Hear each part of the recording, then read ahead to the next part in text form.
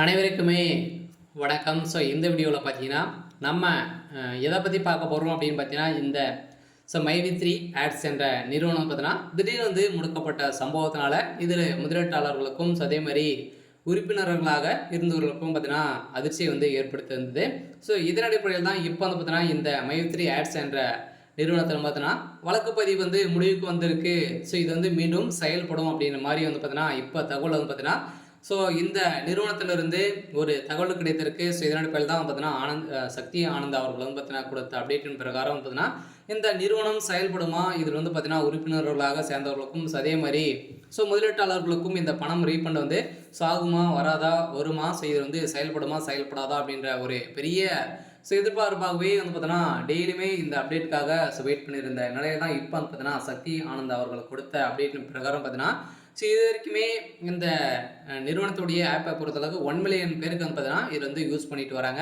இருந்தாலுமே ஒரு சில பேர் தான் இந்த நிறுவனத்தின் மீது வழக்குப்பதிவு செய்திருக்காங்க. இவர் பார்த்தீங்கன்னா எங்களுக்கு ஸோ எதிராக இருக்கிறவங்க தான் பார்த்தீங்கன்னா இவங்க எங்களுக்கு வழக்குப்பதிவு செய்திருக்காங்க அப்படின்ற மாதிரி மைவி3 ஆட்ஸ் என்ற நிறுவனம் பார்த்தீங்கன்னா அதிரடியாக வழக்குப்பதிவு மீண்டும் ஸோ பண்ணியிருக்காங்க.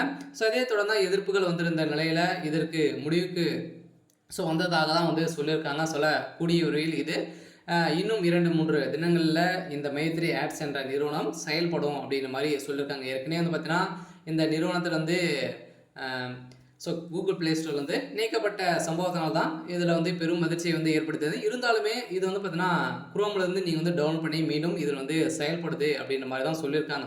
செயல்படுது.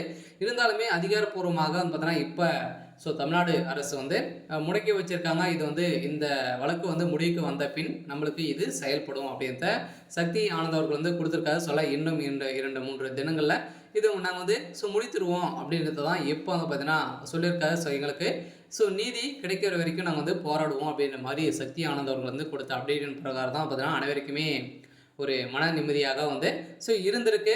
இருந்தாலுமே இந்த நிறுவனத்தின் மீது பார்த்தீங்கன்னா புகார் அளித்த அனைவருமே வாபஸ் பெற்றதாகவும் ஒரு தகவல் வெளியாக இருக்குது. இந்த நிலையில் தான் அவங்க சொல்லியிருக்காங்க.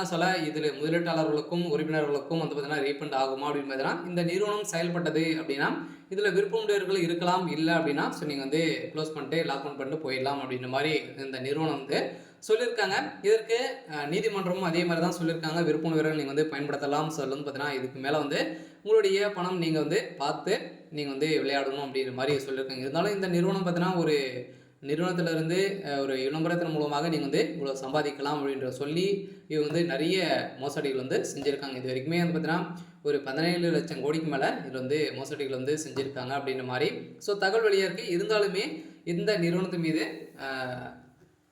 வழக்குப்பதிவு முடிவுக்கு ஸோ வந்திருக்கு அப்படின்ற மாதிரி ஸோ தகவல் வெளியாக இருக்குது. சரி, ஓகே. ஸோ இன்னைக்கான அப்டேட் இதுதான். ஸோ மறக்காமல் ஸோ நம்மளுடைய சேனலை சப்ஸ்கிரைப் பண்ணி சப்போர்ட் பண்ணுங்கள். தேங்க்யூ.